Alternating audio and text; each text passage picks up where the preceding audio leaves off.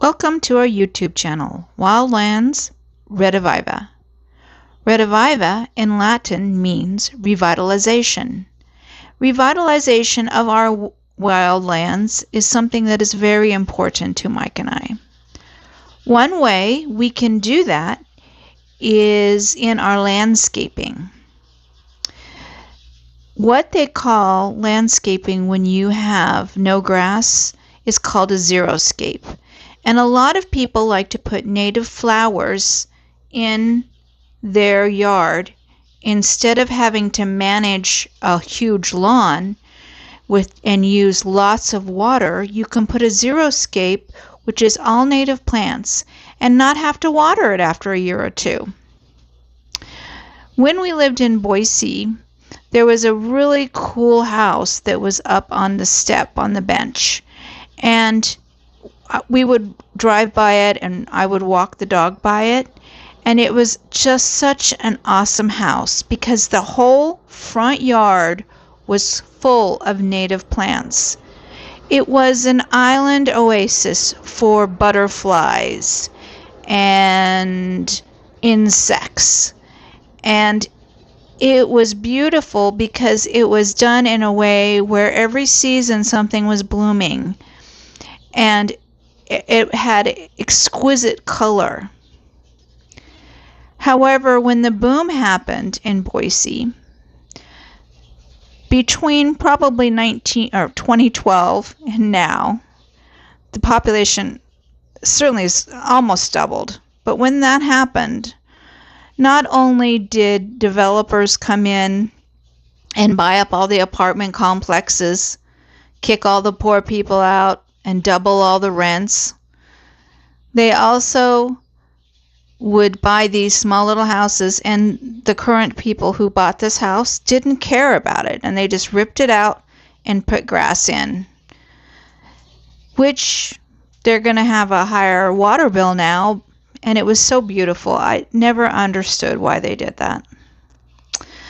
So Mike and I have decided in our flower bed to put down, we're going to do our entire yard, but we're going to start with the flower bed doing a zero scape. And today we're showing you just the flower bed. I fast forward it because some people like to watch fast forward videos. I wish it was happened that fast, but this was several days. And at the end, there's a whole bunch of pictures together of the last 2 weeks and how the bulbs. I had planted these spring bulbs, and I love spring bulbs.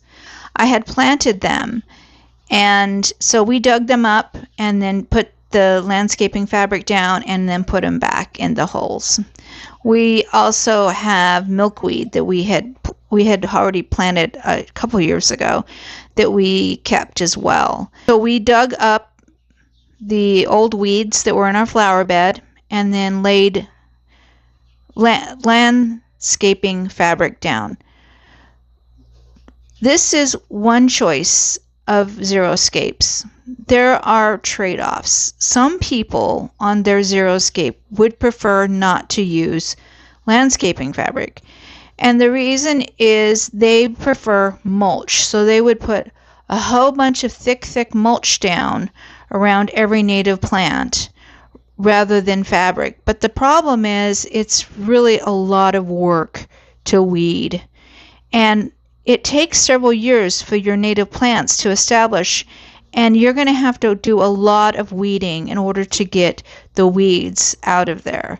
So, and some people would have to use Roundup and spray it a lot in order to get control of these weeds. And it was just easier for us to use landscaping fabric. I know some people don't like it because it's plastic and it's environmental, but when these flowers and native plants gets established, then we can pull it up and put more mulch down, and the native plants can take over. So that is why we decided to do fabric instead of mulch. Thank you for watching our video. as the plane goes by. Thank you for watching our video. I am working on a Gorbian rock cage video. In our backyard here in the scablands, there are rocks everywhere. Everywhere, there's piles of rocks, and everywhere you see, there's all these rocks. And so I've just decided that I'm going to put them in rock Gorbian cages because I think they look a lot better in the rock Gorbian cages. I don't know why people don't I don't see them more often because I just think they're really cool, these rock cages. So the next video is going to be me working on these rock Gorbian cages and showing you how we put it together. So thank you for watching, and I'm going to continue on our journey on this video because some people like to watch people work with some music, and you all have a great day.